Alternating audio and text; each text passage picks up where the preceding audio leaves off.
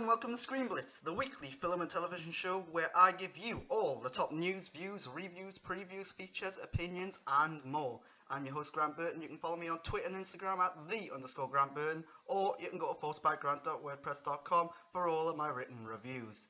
Now, I'm about to start the show, and it looks like the weather's taking a turn for the worst. It looks like it might rain. It's definitely getting windy, so if that's picked up on the microphone, I am sorry about that. Also, this week I'm going to have time limitations on the amount of time I have to edit this show, so I will be doing a shorter show with no big topic, so I apologise for that. And if you're watching live on Twitch, you can get involved with the show, get in the chat. I will look in there at the end of the show. We have a good hangout and a little discussion about everything I've talked about. It's all fun and games. If you're watching this on YouTube though, you can get in the comments, subscribe, give me a thumbs up, and yeah, give me some advice, tell me what I'm doing right. I got a couple of negative comments this week, which I wasn't very happy with, so just a word of warning: if you are inappropriate, offensive, insulting, or just plain looking for an argument, you will be ignored and I will remove your comment. So yeah, I'm not opposed to getting criticism though, as long as it's constructive. Otherwise, let's get on with the show. It's a slow news week, so there's not much to talk about, although a lot of things happened yesterday, just a little too late for me to actually add into the show. But we start each and every week with the news. Item number 1 is from Ben Travis at Empire.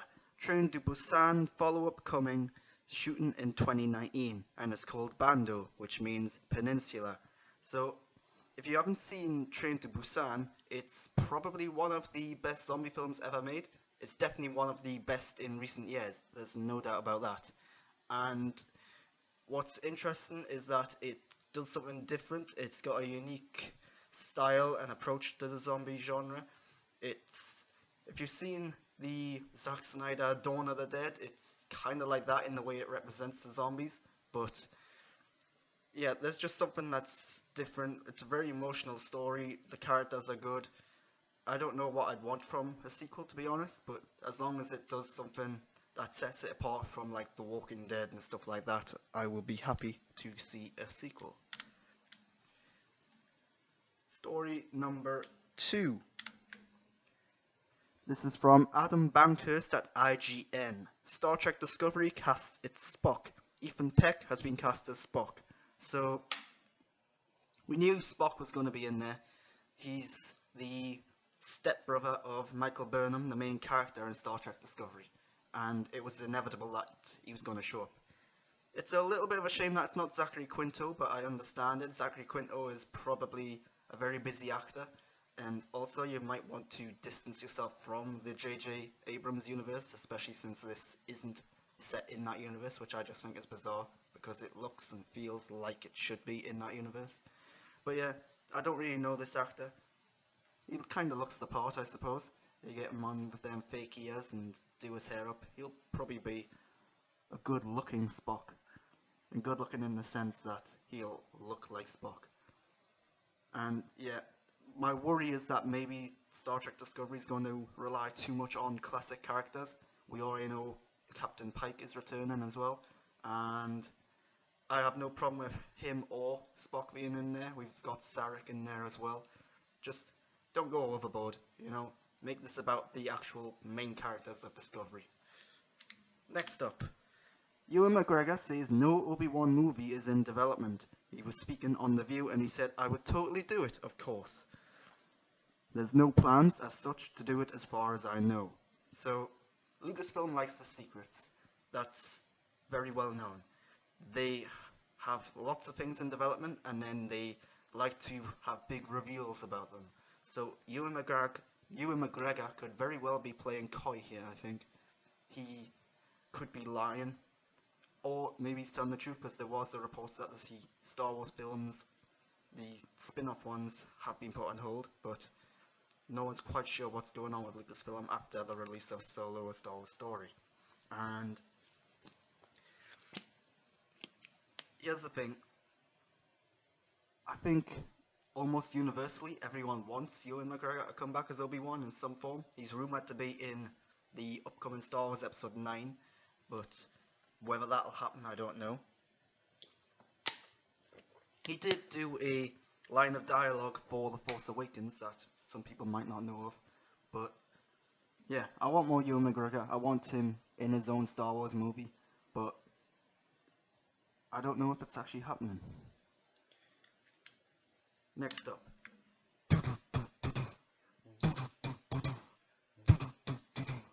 That's supposed to be the Terminator theme song because Tony Kaye has cast a robot in the lead of his next movie, Second Born. The robot will be trained in acting techniques and methods, whatever that means. The idea is to forego the use of computer-generated effects, and they hope the robot will get SAG recognition. SAG is Screen Actors Guild Awards, or Screen Actors Guild. And this is from Amanda and Duca at Deadline. So, this sounds like it was a joke that somebody just didn't get and they thought it was serious, and now it's went a little too far. But the machines are literally starting to take over, and I don't know how I feel about this. I understand they need to not do CGI and to try and do everything with practical effects, but how much does a robot cost?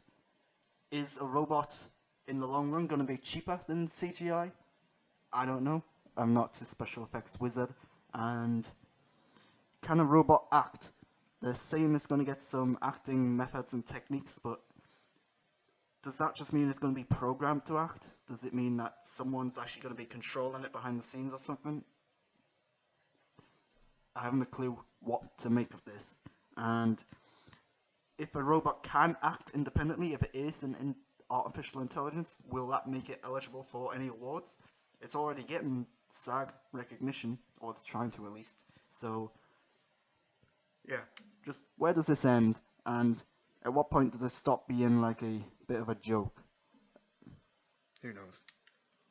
Moving on to the trailers this week, I did say there was very little newsworthy stuff going on. So, first trailer was the Romanovs, and not a lot to say about this trailer. It was basically a bunch of big names, famous faces, coming on and saying the name Romanov in various different ways and in various different fashions. And the cast looks brilliant. Like almost everyone I saw in this trailer I recognized or I know. And this is another anthology show. It's from the makers of Mad Men, so Matthew Weiner. And I'm not keen on anthology shows. I think there might be a few too many of them. I prefer long form storytelling, and yeah, anthology shows aren't always for me. But yeah, not a lot to say about the Romanovs, although it's clearly got a big budget in order to get all the big names in it. Iron Fist Season 2 released its, I want to say the first official trailer. There was a teaser a while back, and Iron Fist has this going for it in this season, and that is that it couldn't be any worse than the last season. So the only way is up, because the first season was terrible. So they've made a few changes. Notably, it's now only 10 episodes instead of 13. The Marvel Netflix shows have always been like 3 or 4 episodes longer than they needed to, so maybe this will help. They've changed showrunners, I believe, and one of the big problems with the last season was the writing, so maybe this change of showrunners will alter that in a little bit. I think they've also got the choreographers for the action scenes from Daredevil, so the action scenes should be a little different this season. Again, one of the big problems in the first season was the action scenes. The choreography and the performances were just really bad. See, I don't know much about Iron Fist or Danny Rand, but my understanding is that he's supposed to be like the world's greatest martial artist. He's supposed to be a brilliant fighter and an expert in his field, and that just never came across in the first season. So hopefully they can address that a bit more in the second season and actually do a better job with the fight scenes. And speaking of Danny Rand and Iron Fist, Finn Jones was, I think, miscast in the role. I don't think he's a bad actor. I think his actual performance is fine. It's just the character is annoying and not likable, and that's a problem when he's the main character in the show. Jessica Henwick, meanwhile, brilliant. I wish this show was all about her. She's great. She's the best thing about it, to be honest. So, some of the things simply can't be changed. The characters, for example, You might be able to tweak them here and there, but you're stuck with them now, basically. And yeah, it looks like they're going a bit darker this season. They're going more into the comic book roots of the show. There were hints of his classic comic book look and outfit. So I'm for season 2, debuts next month. It's actually pretty soon, September 7th I think it was. And yeah, I'm curious about this. Hopefully it's better than the first, but if it's not, I will be amazed because I did not like the first season at all. Green Book. So this is an Oscar bait film if ever I've seen one.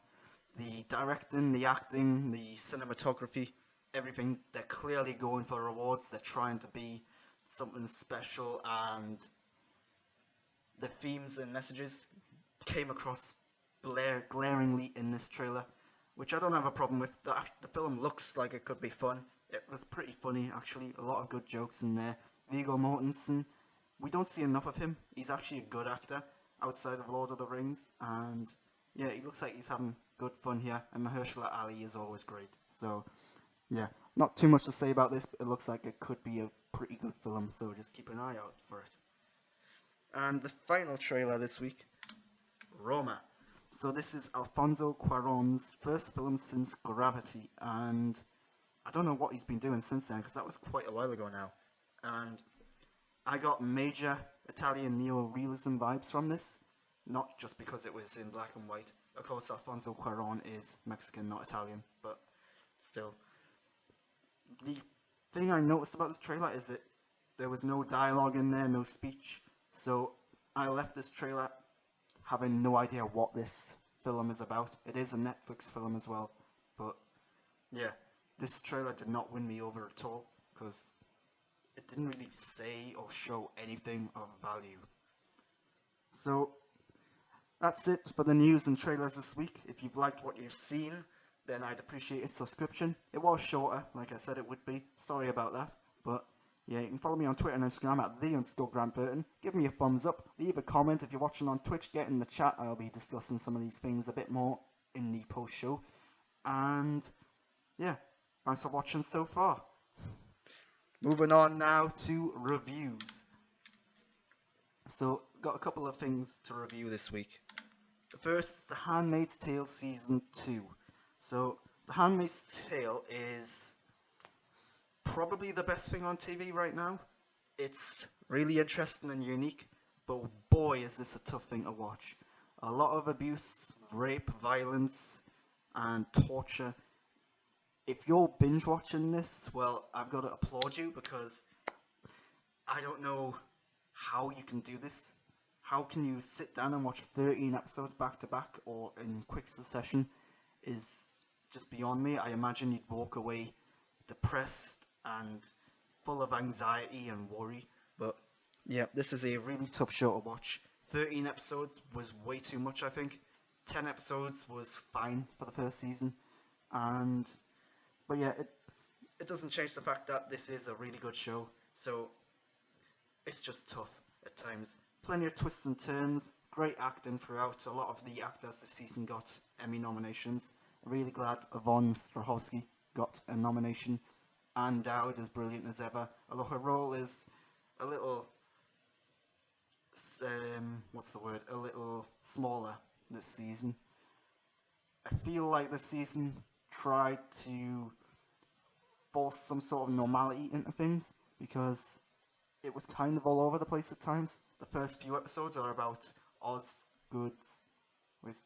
Osgood? No. Offred. And her attempts to escape. And then all of a sudden she's just kind of back to where she was in season 1. It feels like a bit of a false start to something.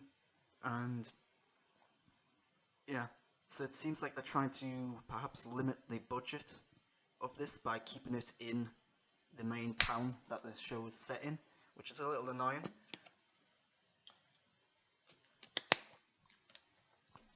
It also results in some dodgy pacing at times, because you've got these episodes at the beginning which are constantly building momentum as she's trying to escape, and then all of a sudden it's right back down to where she started, and then it builds up again towards the end. So One of the things that bothers me about The Handmaid's Tale is it has flashbacks, but it only ever teases how all of this happened. It never fully goes into explaining how this cult basically took over the majority of America. It doesn't touch on that in significant ways, so I'm constantly left scratching my head just wondering how is this possible, because this is meant to be in like the near future. But yeah, at the end of the day you've kind of just got to accept it. It's science fiction fantasy, and yeah, it is what it is. It's still a good show, a really good show in fact. So second review is A Quiet Place. So I'm a little behind on this one. I've only just saw it and I liked it. It was alright. I don't think it was anything special. Good acting. John Krasinski's great in it. Emily Blunt's okay. The child actors are great as well. But this is essentially a silent movie. There's very little dialogue. The only thing you ever really hear are sound effects. So like things falling over or clattering or the noises of the creatures or monsters. And there are moments of dialogue, but honestly there's probably only a few lines of dialogue in the whole film. And when it's so silent, you kind of have to rely on other methods to create a mood and attention and to develop a story and characters, and I'm not quite sure that this film nails it. The score I thought was pretty bad, to be honest. There were moments that reminded me of the Handmaid's Tale's score and of Hans Zimmer's work. I didn't think the score was very unique or original, but it done its job, I suppose. The other thing is that the sound and the silence makes this a frustrating film to watch at times, because you'll constantly seem like you're waiting for something to happen, but because there's no sound, there's no dialogue, you have to rely on what you're seeing to get that across. I'm not sure if I'm making my points very well here, but I felt like there was very little happening at times, and I think if there was sound, if the characters were actually talking, if we found out a bit more about them in the usual sense, the film would have been a bit more engaging. But so, for example, because the characters don't talk to each other, because you do focus on these characters all the time, you never really find out what their names are, you never find out who they are, what their backstory is. You only get little tidbits here and there. You know their relationship to each other, you know how they're feeling about each other. That's about it. And that's fine to an extent, but these characters could have been way more interesting than what they were. And the story as well was also a little lacking. It's basically just they're trying to live their life. And there's a questionable element in the story as well. Very light spoilers because this happens early on, but Emily Blunt becomes pregnant at one point, and you have to wonder why anyone in this world would risk getting someone pregnant, because that's going to create a lot of noise, that's going to get a lot of attention, and guess what? That's exactly what happens in the film. It seems like a stupid decision, but it helps to build the tension, and it's another plot element, I suppose. But yeah, A Quiet Place, pretty good, not great. Final film this week was The Spy Who Dumped Me, and I went to an early preview screening of this, and this is a fun film. It's by no means a good film, but it's very enjoyable. It has moments which are very funny. The best thing about it is the performances from the two main characters, Mila Kunis and Kate McKinnon. Kate McKinnon especially is brilliant. Everything she does in this film is absolutely hilarious. I love her. And the problem is that this is a spy story, and it's a spy story of the comedic variety. If you've ever seen a spy film of the comedic variety, well, it's a very generic story. You know exactly what to expect. Very predictable, unoriginal, and that's extremely disappointing. The jokes, meanwhile, are a little hit and miss at times. Kate McKinnon is hilarious. Mila Kunis is very funny, but for every good, funny thing they do, there's probably 3 or 4 things that just do not land at all. And it's not from a lack of trying. You can see that they're trying to be funny. You can see that they're setting up jokes and situations which are supposed to get a laugh, but it just didn't. So yeah, that's disappointing. There's a lot of action in here. Some of the action is a little over the top and a little silly, but as an action film, it works pretty well. Sam Heughan is responsible for the majority of the action scenes in the film, and it's very interesting seeing him put on a different accent, because if you've seen him in Outlander, you know he is Scottish. And yeah, so that's a little odd to seeing him not being Scottish. But The Spy Who Dumped Me is a perfectly fine, somewhat funny, enjoyable film. I wouldn't exactly recommend you go to the cinema to see it though. And sadly, that is all I've got for this week, because I do have to cut it short because I won't have much time to edit them. But just a couple of things that came out in the past couple of days which I wasn't able to add into the main run of the show. So they released the first trailer for Star Wars Resistance, and it looks pretty good, I think. It's taken inspiration from Japanese anime, so the look of the show is very different from Star Wars Rebels or the Clone Wars. It looks much more brighter and much more colourful, and yeah, I like the look of the show. There was a line in the trailer that made me laugh, so that's good. I'm all in at this point. The next thing is The Nun. The Nun, I haven't actually watched the trailer for The Nun, but the news item about The Nun is that they released the trailer on YouTube, and it was in the ads for various things you were watching on YouTube, and people were complaining that it was too scary, so YouTube took it down. So I think this was intentional. I think this was a whole part of their marketing plan, and either way, if it was or it wasn't, this is a great move for The Nun, because now everyone's going to think, oh, this trailer, really scary, had to be taken off the internet, so it might be a really scary film, it could be worth going to see, and that's going to work out wonders for it. I believe it's the next film in the Conjuring series, but I'm not too sure. I've never seen any of them films. Not huge on horror, to be honest.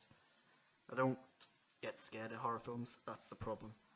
So, yeah. Next up is a Bourne TV prequel was announced called Treadstone, and yeah, I'm worried about the show already, because I'm assuming Jason Bourne's not going to be in it. Don't have a clue what it's going to be about exactly. Well, I do if you go by the story of the Bourne films, but yeah, it sounds like a really bad, awkward idea to do a show like this. But final story is the sad one, and that is that Aretha Franklin passed away this week at 76, I believe she was. So Aretha Franklin, in my opinion, probably one of the greatest singers of all time. Sad to see her go. She was the Queen, as they called her. And just to keep it film and TV related, go watch Blues Brothers. That's probably her most iconic film role.